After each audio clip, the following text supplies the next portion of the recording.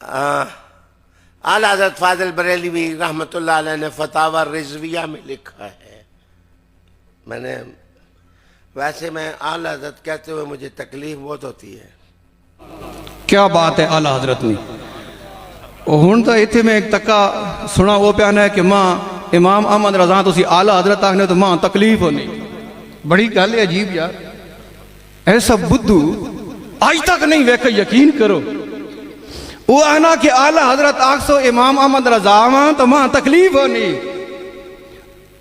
वो जी कुन है आला हजरत फरमाया कि दुश्मन अहमद पे शिद्दत कीजिए या रसूलुल्लाह की कसरत कीजिए।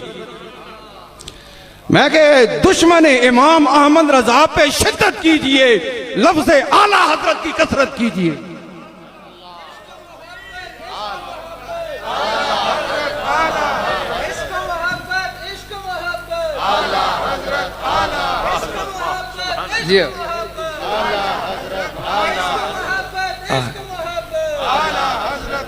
उस बुद्धू अगर तकलीफ आनी है ना आला हजरत का ना सुन के तो गुलाम ने आला हजरत का एक कम बनना कि आला हजरत का ज्यादा जिक्र किया करे।